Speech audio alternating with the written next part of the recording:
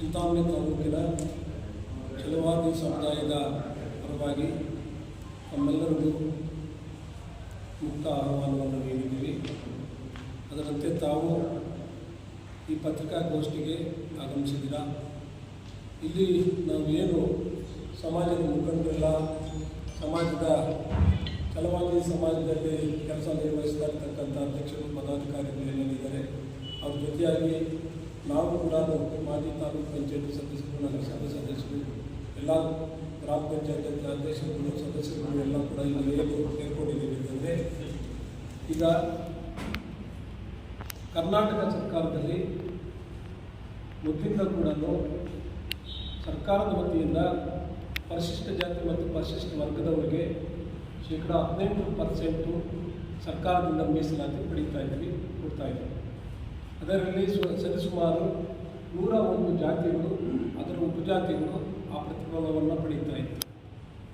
ಕಾಲಕ್ರಮೇಣ ಈ ಭಾರತ ದೇಶದ, ನಮ್ಮ ದಕ್ಷಿಣ ಭಾರತ ದೇಶದ ತೆಲಂಗಾಣ ರಾಜ್ಯದಲ್ಲಿ ಸಹೋದರರಾದಂಥ ಮಂದಕೃಷ್ಣ ಮಾದಿಗರವರು ಮೀಸಲಾತಿ ವರ್ಗೀಕರಣ ಮಾಡಬೇಕು ಅಂತಕ್ಕಂಥ ಹೋರಾಟವನ್ನು ಪ್ರಾರಂಭ ಮಾಡಿದ ಮೇಲೆ ಅದು ತೆಲಂಗಾಣ ಮತ್ತು ಆಂಧ್ರದಲ್ಲಿ ಪ್ರಭಾವಿತಗೊಂಡು ಅದು ಕರ್ನಾಟಕಕ್ಕೂ ಕೂಡ ಪಥಸಂಚಲನ ಮಾಡಿತು. ಅದರಡಿಯಲ್ಲಿ ಮಾನ್ಯ ದಿವಂಗತರಾದಂಥ ಸನ್ಮಾನ್ಯ ಎಸ್.ಎಂ. ಕೃಷ್ಣರವರು ಆಯಿತು, ಇಲ್ಲಿ ಬಹುಸಂಖ್ಯಾತರು ಪರಿಶಿಷ್ಟ ಜಾತಿಯವರಿದ್ದಾರೆ, ಅವ್ರಿಗೊಂದು ಮೀಸಲಾತಿಯನ್ನು ವರ್ಗೀಕರಣ ಮಾಡಬೇಕು ಅಂತಕ್ಕಂಥ ಕೂಗು ದಕ್ಷಿಣ ಭಾರತದ ತೆಲಂಗಾಣ ಮತ್ತು ಆಂಧ್ರದಿಂದ ಪ್ರಾರಂಭ ಆಗಿದೆ. ಇದು ಏನು, ಇದಕ್ಕೊಂದು ಆಯೋಗ ಮಾಡೋಣ ಅಂತಕ್ಕಂಥ ವಿಚಾರದಲ್ಲಿ ಅವರು ಒಂದು ಆಯೋಗವನ್ನು, ಸದಾಶಿವ ಆಯೋಗವನ್ನು, ಜಸ್ಟಿಸ್ ಸದಾಶಿವ ಆಯೋಗವನ್ನು ರಚನೆ ಮಾಡಿದ್ರು 2001 ಮತ್ತು 2002ರಲ್ಲಿ.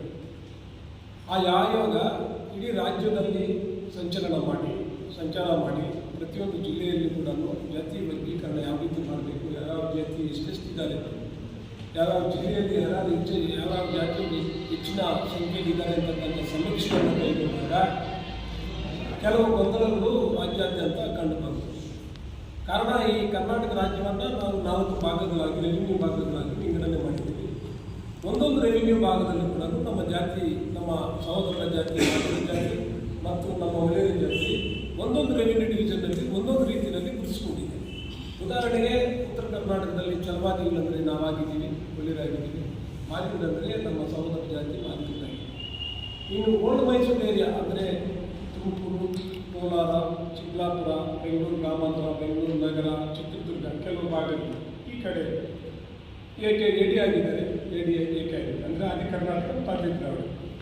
ಉದಾಹರಣೆಗೆ 2007ರ ಹಿಂದೆ ಅಖಂಡ ಕೋಲಾರ ಇದ್ದಾಗ 2 ಉಪವಿಭಾಗಗಳಿತ್ತು. ಒಂದು ಉಪವಿಭಾಗ ಬಂದು ಚಿಕ್ಕಬಳ್ಳಾಪುರ, ಮತ್ತೊಂದು ಉಪವಿಭಾಗ ಬಂದು ಕೋಲಾರ.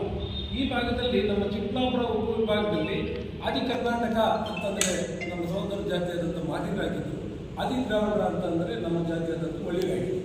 ಈ ಉಪವಿಭಾಗದಲ್ಲಿ, ಕೋಲಾರ ಉಪವಿಭಾಗದಲ್ಲಿ ಮಾಲೂರು, ಮುಳಬಾಗಿಲು, ಶ್ರೀನಿವಾಸಪುರ, ಬಂಗಾರಪೇಟೆ ಈ ಪ್ರಾಂತ್ಯದಲ್ಲಿ, KGF ಈ ಭಾಗದಲ್ಲಿ ಆದಿ ದ್ರಾವಿಡ ಅಂತಂದರೆ ನಮ್ಮ ಸಹೋದರ ಜಾತಿಯಾದಂಥ ಮಾದಿಗರಾಗಿದ್ದರು, ಆದಿ ಕರ್ನಾಟಕ ಅಂದರೆ ನಮ್ಮ ಜಾತಿಯಾದಂಥ ಒಳ್ಳೆಯರಾಗಿದ್ದರು. ಈ ಗೊಂದಲಗಳು ಬಂದಿದ್ದರಿಂದ ಏನು ಈ ಆಯೋಗ, ಸದಾಶಿವ ಆಯೋಗ ಫುಲ್ ಏನು ಸ್ಟ್ಯಾಟಿಸ್ಟಿಕ್ಸ್ನ ತಗೊಳ್ಳೋಕ್ಕೆ ಕಷ್ಟ ಆಯಿತು.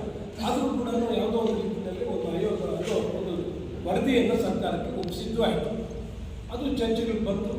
ನಮ್ಮದೇ ಸಮುದಾಯದ ಮುಖಂಡರು, ಸಚಿವರು ಮೊನ್ನೆ ಕೆಚೂರಪ್ಪನವರು, ಖರ್ಗೆ ಸಾಹೇಬರು, ಪರಮೇಶ್ವರ್ ಸಾಹೇಬರು, ಪ್ರಿಯಾಂಕ ಖರ್ಗೆ ಅವರು, ತಿಮ್ಮಾಪುರವರು ಮತ್ತು ಕಾರಜೋಳವರು, ನಮ್ಮ 2 ಜಾತಿಗಳನ್ನು ಪ್ರತಿನಿಧಿಸ್ತಕ್ಕಂಥ ವಿವಿಧ ಪಕ್ಷಗಳಲ್ಲಿ ಗುರುತಿಸಿಕೊಂಡಿದ್ದಂಥ ನಮ್ಮ ಸಮುದಾಯದ ಮುಖಂಡರು ಕೂಡ ಅನೇಕ ಬಾರಿ ಚರ್ಚೆಗಳು ಮಾಡಿ ಯಾವ ರೀತಿ ಮಾಡಬೇಕು ಅಂತಕ್ಕಂಥದ್ದನ್ನು ಚರ್ಚೆಗಳಾಯಿತು.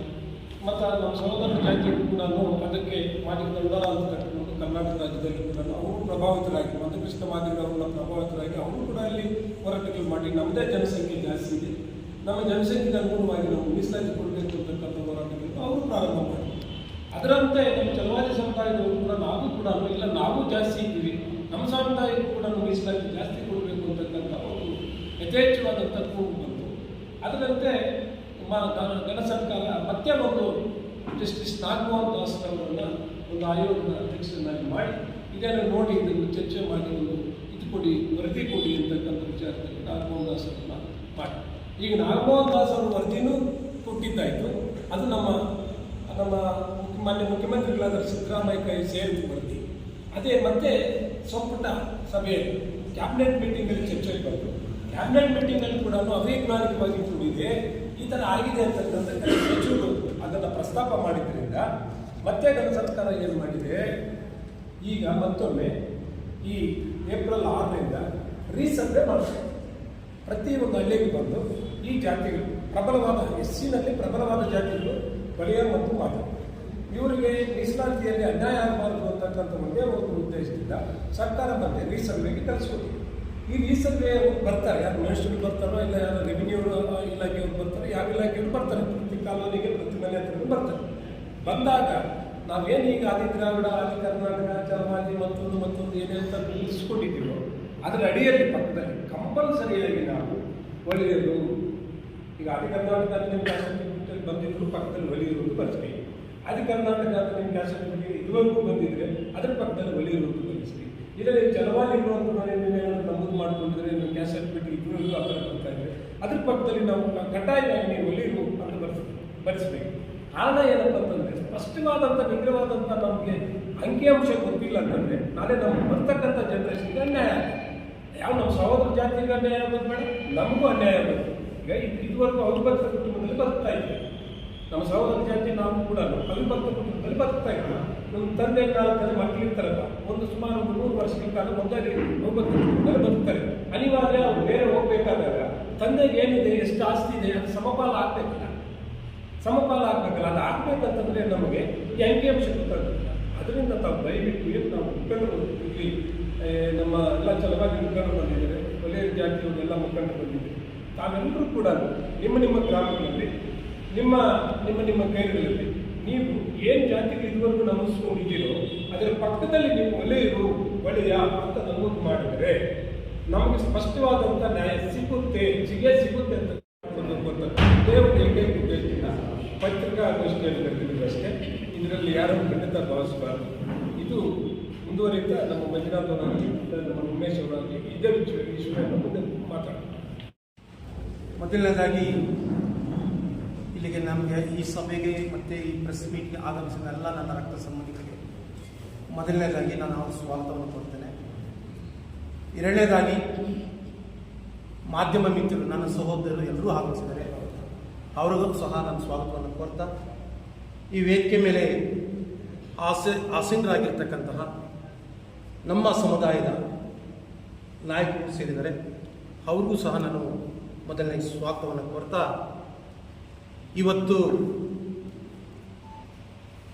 ಏನು ಪತ್ರಿಕಾಭವನದಲ್ಲಿ ನಾವು ಪ್ರೆಸ್ ಮೀಟ್ ಮಾಡ್ತಾ ಇದ್ದೀವೋ ಇದು ಒಳ ಮೀಸಲಾತಿ ವರ್ಗೀಕರಣ ಸಮೀಕ್ಷೆ ಆಗಲೇಬೇಕು ಅನ್ನೋದು ಆ ವಿಷಯದ ಕುರಿತು ನಾವು ಮಾತಾಡ್ತಾ ಇದ್ದೇವೆ.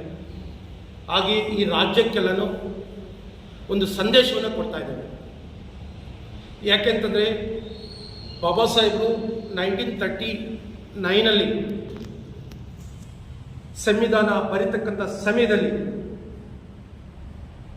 ಅವರು ಪ್ರತ್ಯೇಕವಾಗಿ ಪರಿಶಿಷ್ಟ ಜಾತಿಯ ಆಶಯ ಆದರ್ಶಗಳನ್ನು ಒಳಗೊಂಡು ವರ್ಗೀಕರಣ ಆಗಬೇಕು, ಪ್ರತ್ಯೇಕವಾದ ರಾಜ್ಯಗಳನ್ನು ಕೊಡಬೇಕಂತ ಅವರು ದುಂಡು ಮೇಜಿನ ಪರಿಷತ್ನಲ್ಲಿ ಮಂಡಿಸಿದರು. ಆದರೆ ಅಂಬೇಡ್ಕರ್ ಆಶಯ ಏನಿತ್ತೋ ಇವತ್ತು ಅದು ಒದಗಿ ಬಂದಿದೆ. ಒಳ ಮೀಸಲಾತಿ ವರ್ಗೀಕರಣ ಆಗಬೇಕು ನಮ್ಮೆಲ್ಲರ ಆಶಯ. ಸೊ ಇವತ್ತು ಏನು ಒಳ ಮೀಸಲಾತಿ ಆಗಬೇಕಂತ ಸುಪ್ರೀಂ ಕೋರ್ಟ್ ಆದೇಶ ಆಗಿದೆಯೋ ಹಾಗೆ ಘನ ಸರ್ಕಾರಗಳು ಇವತ್ತು ನಾವು, ಯಾಕಂದ್ರೆ ಶೋಷಿತ ಸಮುದಾಯದವರಿಗೆ ನ್ಯಾಯ ಸಿಗಬೇಕು, ಶೈಕ್ಷಣಿಕವಾಗಿ, ಸಾಮಾಜಿಕವಾಗಿ, ಆರ್ಥಿಕವಾಗಿ ಸಬಲೀಕರಣ ಆಗಬೇಕನ್ನೋ ಉದ್ದೇಶದಿಂದ ಇವತ್ತು ಏನು ಪರಿಶಿಷ್ಟ ಜಾತಿ ಪರಿಶಿಷ್ಟ ಪಂಗಡಗಳ ಇವತ್ತು ಸಮೀಕ್ಷೆ, ಒಳ ಮೀಸಲಾತಿ ಸಮೀಕ್ಷೆ ಆಗಬೇಕನ್ನೋದು ಒಂದು ಗಟ್ಟಿ ನಿರ್ಧಾರವನ್ನು ತೆಗೆದುಕೊಂಡಿದೆ. ಆ ನಿರ್ಧಾರದಲ್ಲಿ ಅನೇಕ ಕಾಂತರಾಜ್ ವರದಿ, ನಾಗಮೋಹನ್ ದಾಸ್ ವರದಿ ಎಲ್ಲ ಕೊಟ್ಟಿದ್ರು ಸ್ವಲ್ಪ ಏರ್ಪೇರು ಆಗ್ತಾ ಇರೋದನ್ನು, ಯಾಕಂದರೆ AKADನಲ್ಲಿ ಈಗ ನಮ್ಮ ನಡುಂಪಾಲ್ ಶ್ರೀನಿವಾಸಣ್ಣವರು ಹೇಳ್ತಾ ಇದ್ರು. ಅದನ್ನು ನಾನು ಹೇಳ ಮುಂದುವರಿಸಲಿಕ್ಕೆ ಬೇಡ. ಅದು ನಮ್ಮಲ್ಲಿ ಗೊಂದಲವಾಗಿ ನಿರ್ಮಾಣ ಆಗಿತ್ತು. ನಾವು ಸಹ ನಮ್ಮ ಸಂಘಟನೆಯಿಂದ ಕರ್ನಾಟಕ ಛಲವಾದಿ ಮಹಾಸಭಾ ಮತ್ತು ಹಲವಾರು ಬಾರಿ ನಾವು ಮನವಿಗಳನ್ನು ಕೊಟ್ಟಿದ್ದೇವೆ. AKAD ಒಂದೊಂದು ಭಾಗದಲ್ಲಿ ನಾವೇನು ಇವತ್ತು ಪರಿಶಿಷ್ಟ ಜಾತಿಯಲ್ಲಿ ಮಾದಿಗ ಮತ್ತು ವಲಯ ಸಮುದಾಯ ಇದ್ದೀವೋ ಅವರನ್ನು ಏಕೆ ಅಂತಾರೆ, ನಮ್ಮನ್ನು ಏಕೆ ಅಂತಾರೆ, ಅವರಲ್ಲಿ AD ಅಂತಾರೆ, ನಮ್ಮನ್ನು AD ಅಂತಾರೆ. ಇದು ಗೊಂದಲವಾದಂತಹ ವಾತಾವರಣ ಸೃಷ್ಟಿಯಾಗಿತ್ತು.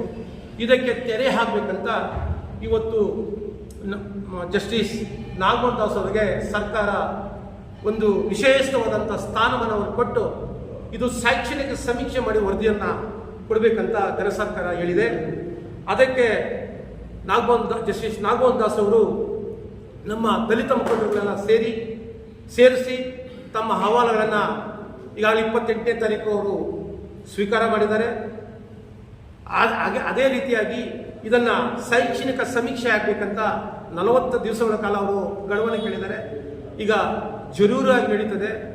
ಇವತ್ತು ನಾನು ನಮ್ಮ ಸಮುದಾಯ ಮುಖಂಡರಲ್ಲಿ ಮತ್ತೆ ಮಾಧ್ಯಮ ಮಿತ್ರರನ್ನ ಕೇಳೋದಿಷ್ಟೇ, ಇದನ್ನು ಒಳ್ಳೆಯ ಸಂದೇಶವನ್ನು ತಾವು ದೇಶಾದ್ಯಂತ, ರಾಜ್ಯಾದ್ಯಂತ, ಹಳ್ಳಿಯಾದ್ಯಂತ, ಗ್ರಾಮಗಳಾದ್ಯಂತ ಮುಟ್ಟುವಂಥ ಸಂದೇಶವನ್ನು ತಾವು ಕೊಡಬೇಕಂತ ವಿಶೇಷವಾಗಿ ತಮ್ಮಲ್ಲಿ ಮನವಿ ಮಾಡ್ತೇನೆ. ಅದೇ ರೀತಿಯಾಗಿ ಏನು ನನ್ನ ಬಂಧುಗಳಿದ್ದಾರೆ, ಆ ಬಂಧುಗಳು ಆ ಊರಿನಲ್ಲೇ ಅವರು ಮುಂದಾಳತ್ವವನ್ನು ವಹಿಸಿಕೊಂಡು ಪ್ರತಿ ಮನೆಗೆ ಸಮೀಕ್ಷೆ ಮಾಡತಕ್ಕಂತಹ ಜವಾಬ್ದಾರಿಯನ್ನು ಹೊತ್ಕೊಳ್ಬೇಕು. ಹಾಗೆಯೇ ಯಾಕಂದರೆ ನಮ್ಮ ಮಕ್ಕಳ ಭವಿಷ್ಯಕ್ಕಾಗಿ ಶೈಕ್ಷಣಿಕವಾಗಿರ್ಬೋದು, ರಾಜಕೀಯವಾಗಿರ್ಬೋದು, ಉದ್ಯೋಗಕ್ಕಾಗಿ ಇದು ಬಹಳ ಪವಿತ್ರವಾದಂಥ ಸಮೀಕ್ಷೆ. ಇದನ್ನು ನಾವು ಮಾಡಿಸಲೇಬೇಕು. ತಮ್ಮೆಲ್ಲರಲ್ಲಿ ನಾನು ಮನವಿ ಮಾಡ್ತೇನೆ. ಇದಕ್ಕೆ ತಾವೆಲ್ಲರೂ ಒಕ್ಕರಲಿಂದ ಯಾವುದೇ ರೀತಿಯಾದಂಥ ನಮ್ಮಲ್ಲಿ ಭಿನ್ನತೆ ಬೇಡ. ಹಾಗೆಯೇ ನಮ್ಮ ಮಿತ್ರ ಅವರಲ್ಲಿ ಮನವಿ ಮಾಡೋದಿಲ್ಲದೆ ಮಾದಿಗ ಸಮುದಾಯ ಮಿತ್ರರಲ್ಲಿ ಏನು ಇದೆಯೋ ನಾವು ಸಮವಾಗಿ ನಾವು ಇದುವರೆಗೂ ಬಂದಿದ್ದೇವೆ. ನಮ್ಮಲ್ಲಿ ಯಾವುದೇ ಭಿನ್ನತೆ ಇಲ್ಲ, ಮೇಲೂ ಕೀಳೋದಿಲ್ಲ. 1% 2% ಜಾಸ್ತಿ ಅದು ಏನೂ ಆಗಲ್ಲ. ಇಲ್ಲ, ನಮಗಾಗ್ಬೋದು, ನಿಮಗಾಗ್ಬೋದು. ಇದರಲ್ಲಿ ನಮ್ಮಲ್ಲಿ ಯಾವುದೇ ರೀತಿಯಾದ ಗೊಂದಲ ಬೇಡ. ಯಾರು ಬಂದು ಅದನ್ನು ಅನ್ಯೋನ್ಯವಾಗಿ ನಾವು ಸ್ವೀಕರಿಸೋಣ. ನಾವು ಯಾವುದೇ ರೀತಿಯಾದ ಗಂಟೆ ತಕರಾರು ಯಾವುದೂ ಆಸ್ಪದ ಕೊಡೋದು ಬೇಡ. ಇದನ್ನು ನಾನು ಇವತ್ತು ನಮ್ಮ ಮಾಧ್ಯಮ ಮಿತ್ರರಲ್ಲಿ ಈ ಸಂದೇಶವನ್ನು ಕೊಡ್ತಾ ಇದ್ದೇನೆ.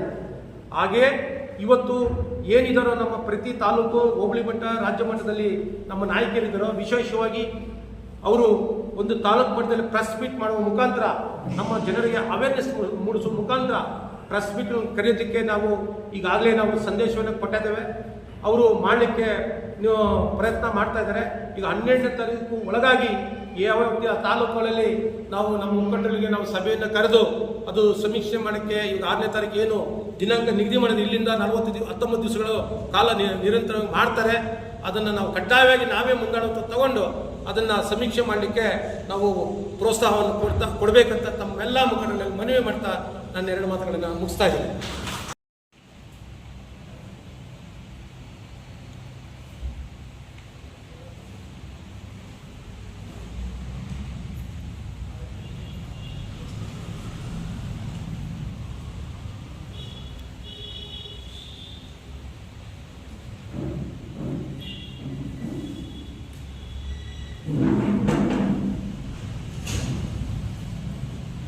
ಹಾಗೆ